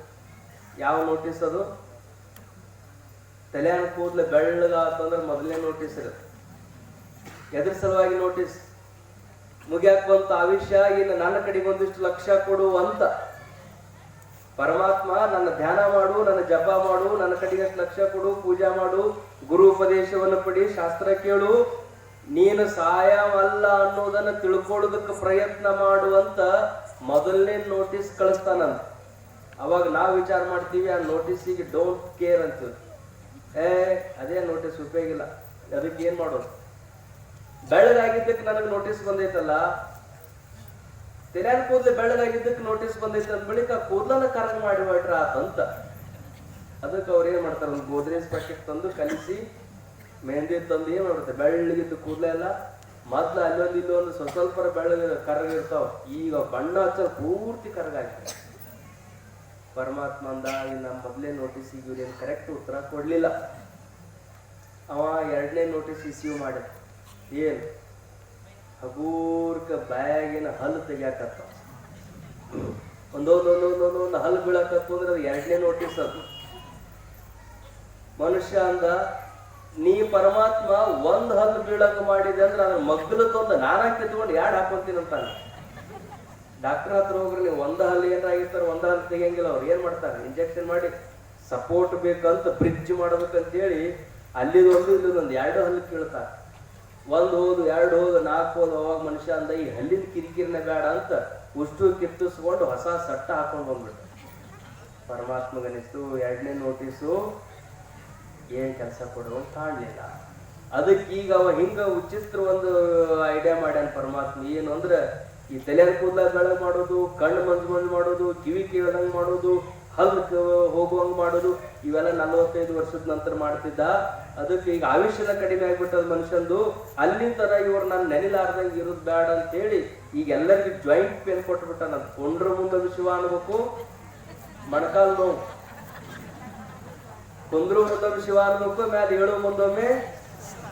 ಸಣ್ಣ ವಯಸ್ಸಿನಾಗರ ಮೊಣಕಾಲ್ ನೋವು ಬಂದಾವ ಅಂದ್ರೆ ತಿಳ್ಕೊಬೇಕು, ನೀವು ಶಿವ ಶಿವ ಅನ್ನೋದು ಕಡಿಮೆ ಮಾಡಿರಿ ಅನ್ನೋದಕ್ಕ ನಾವು ಬಂದಾವ. ಅವು ಹೋಗಬೇಕಾಗಿತ್ತಂದ್ರೆ ಹೆಚ್ಚು ಪರಮಾತ್ಮನ ಕಡೆಗೆ ಲಕ್ಷ್ಯ ಕೊಟ್ರಿ ಅಂದ್ರೆ ಶರೀರದೆಲ್ಲ ಹೋಗೋಗ್ಬಿಟ್ಟ. ಅದಕ್ಕೆ ಕಲ್ಲು ಕಾಲು ಮಡಚ್ಕೊಂಡು ಕುಂಡ್ರುದು ಬಹಳ ಕಾರ್ಯಕ್ರಮಗಳು. ಹತ್ತೂರವ್ರು ಮತ್ತೆ ಯಾಕೆ ನಾವು ನೆನೆಸ್ಬೇಕು ಅಂದ್ರೆ ಬಹಳಷ್ಟು ಕಾರ್ಯಕ್ರಮಗಳಿಗೆ ಕುರ್ಚಿ ಎಲ್ಲರೂ ಕುರ್ಚಿ ಹಾಕಿಬಿಟ್ಟಿರೋದು. ಇಷ್ಟು ದೊಡ್ಡ ಕಟ್ಟಿ ಮತ್ತೆ ನೀವು ಗಾದಿ ಹಾಸಿರ ಇಷ್ಟು ಸಂತೋಷ ಆಗ್ತದ. ಕಾಲು ಮಡಚ್ಕೊಂಡು ಇಲ್ಲೇ ಕುಂದ್ರದು ಪ್ರವಚನ. ನೀವು ಕಾಲು ಮಡಚ್ಕೊಂಡು ಕೆಳಗ ಕುಂತೀರಿ, ಬಹಳ ಚಲೋ. ಇದನ್ನ ರೂಢಿ ಇಟ್ಕೋಬೇಕು.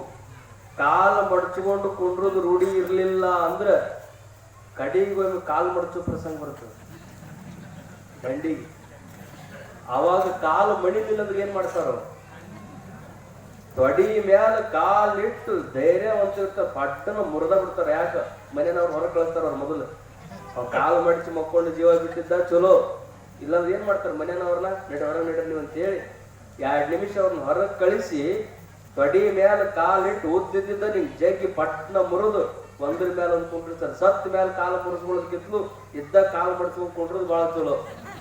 ಅದ್ರ ರೂಢಿ ಇರ್ತೈತಿ, ಒಂದ ಕಡೆ ಕುಂಡ್ರಾಕ್ ಬರ್ತೈತಿ ಅಂತ ಏನೋ ಇದ್ರು. ಅಂತೂ ಈ ಶರೀರಕ್ಕೆ ಅಪಕ್ಷೀಯತೆ.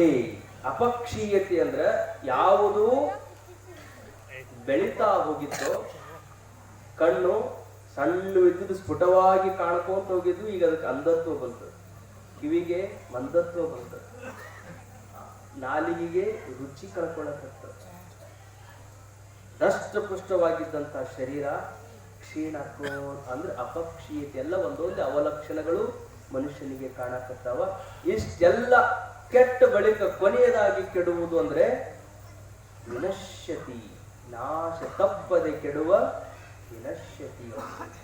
ಏನು ನಾವು ಶತ ಪ್ರಯತ್ನ ಮಾಡಿದ್ರು ಅದನ್ನು ಉಳಿಸ್ಕೊಳ್ಳಕ ಆಸ್ಪತ್ರೆ ಒಳಗೆ ಹಿಂಗ್ ಸ್ಟ್ರೆಚರ್ ಮೇಲೆ ಹಾಕೋಂತ ಹಿಂಗ್ ಹೋದಾಗ ಡಾಕ್ಟರ್ ಅದನ್ನ ನೋಡ್ದೇವನ ಅಂದಂತ, ಇನ್ನು 1 ತಾಸು ಮೊದ್ಲ ತಂದಿದ್ದೆ ಅಂದ್ರೆ ಇವನು ಬದುಕಿಸ್ತಿದ್ದೆ ಅಂತ ಡಾಕ್ಟರ್ ಅಂದಂತ.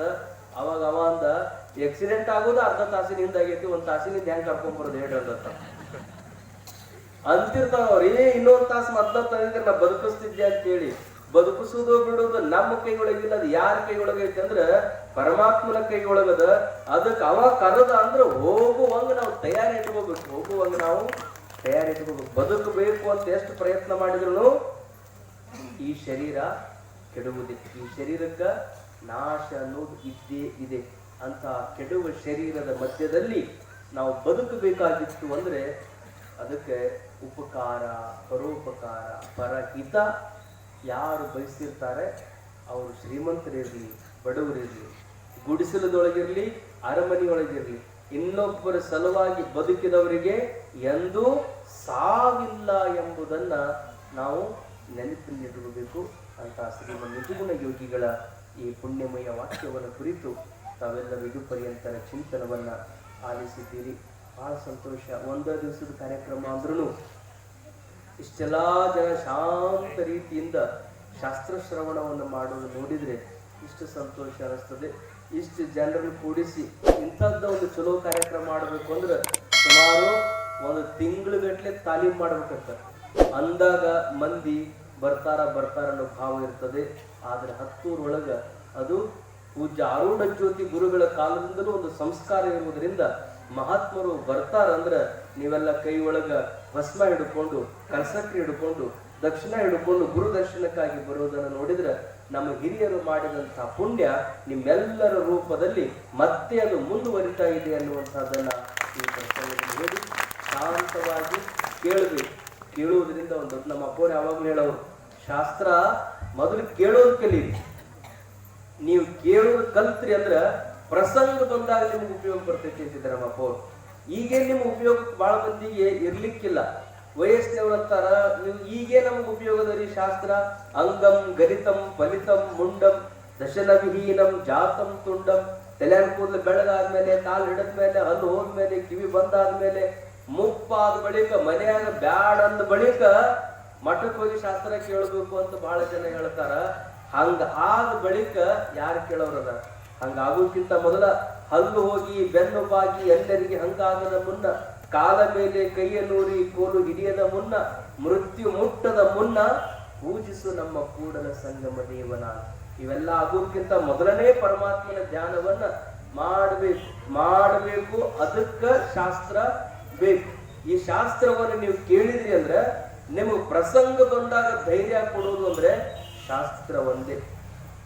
ಇಲ್ಲಿ ನೀವು ಸಾವಿನ ಬಗ್ಗೆ ಕೇಳ್ತೀರಿ, ಚೈತನ್ಯದ ಬಗ್ಗೆ ಕೇಳ್ತೀರಿ, ಪರೋಪಕಾರದ ಬಗ್ಗೆ ಕೇಳ್ತೀರಿ, ನಿಂದನೆಯ ಬಗ್ಗೆ ಕೇಳ್ತೀರಿ, ಸ್ತುತಿಯ ಬಗ್ಗೆ ಕೇಳ್ತೀರಿ. ಲೋಕದ ಅನೇಕ ಜನ ಮಹಾತ್ಮರ ಕಥೆಗಳನ್ನು ಕೇಳ್ತಾ ಇರುವಾಗ ನಿಮ್ಮ ಬದುಕಿನೊಳಗೂ ಕಷ್ಟ ಅನ್ನೋದು ಬಂತು ಅಂದ್ರೆ ಅದನ್ನ ಹೆಂಗ ಮೆಟ್ಟಿ ನಿಲ್ಲಬೇಕು ಅನ್ನುವಂಥದ್ದು ಕಷ್ಟ ಬಂದವನ ಬದುಕಿ ನಿಮ್ಮ ಆತ್ಮಚಿಂತನೆ ನಡೆದಾಗ ತಪ್ಪಿಸಿಕೊಳ್ಳದೆ ನೀವೆಲ್ಲರೂ ಬಂದು ಕುಳಿತು ಆನಂದದಿಂದ ಶಾಸ್ತ್ರ ಶ್ರವಣ ಮಾಡಿದ್ದು ನಿಜಕ್ಕೂ ಬಹಳ ಸಂತೋಷ ಅನಿಸ್ತು. ಪೂಜ್ಯ ಗುರುಗಳು ಈಗ ಭಾವಚಿತ್ರದಲ್ಲಿ ಇರಬಹುದು, ಆದ್ರೆ ಚೈತನ್ಯ ರೂಪದಲ್ಲಿ ಅವರು ಹತ್ತೂರಿನ ಪ್ರತಿಯೊಬ್ಬ ಭಕ್ತನ ಹೃದಯದಲ್ಲಿ ಯಾವಾಗಲೂ ನೆಲೆಸಿರ್ತಾರೆ ಅನ್ನುವುದಕ್ಕೆ ಈ ಕಾರ್ಯಕ್ರಮವೇ ಒಂದು ಸಾಕ್ಷಿ.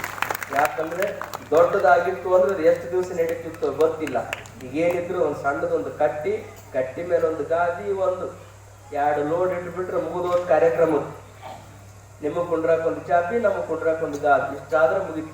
ಇದನ್ನ ಪೆಂಡಾಲ್ ಹಾಕ್ರಿ, ಇದನ್ನ ಹಂಗ ಮಾಡ್ರಿ, ಹಿಂಗ ಮಾಡ್ರಿ ಅಂದ್ರ ವರ್ಷ ದೊಡ್ಡದಂದ್ರೆ ವೈಭವ ಬಹಳ ದಿವಸ ನಡೆಯಂಗಿಲ್ಲ.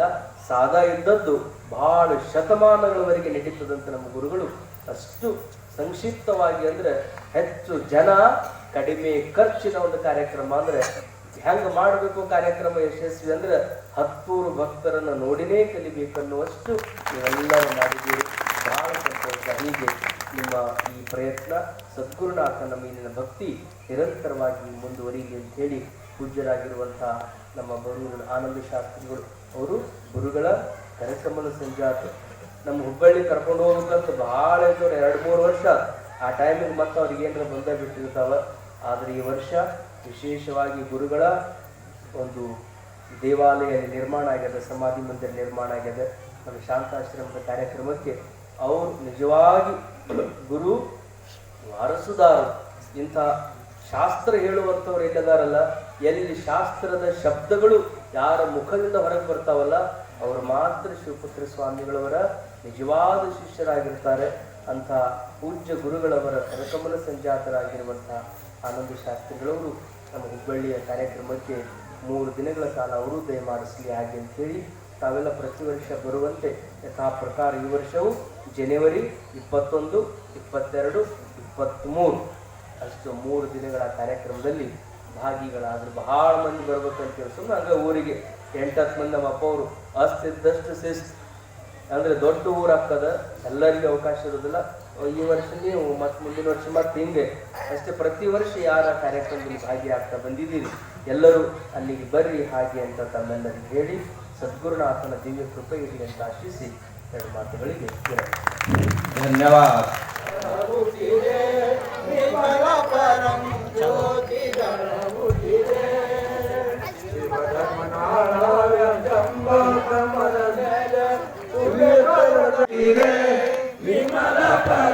ಜ್ಯೋತಿಗಳ ಕುಟಿರೆ ಮುಸುಕಿದ ವಿಷಯ ಪತಂಗ ಪಿತುರೇತ ಮಸರುಗಿ ಎಂಬ ಕಲಿನಳಿಯೇ ಪಸರಿಸುತ್ತಾನೋ ಮಹಾಪ್ರಗ ಪಸರಿಸಿ ಮಾಯಾ ಕಲಿಕ ಬೋಧನು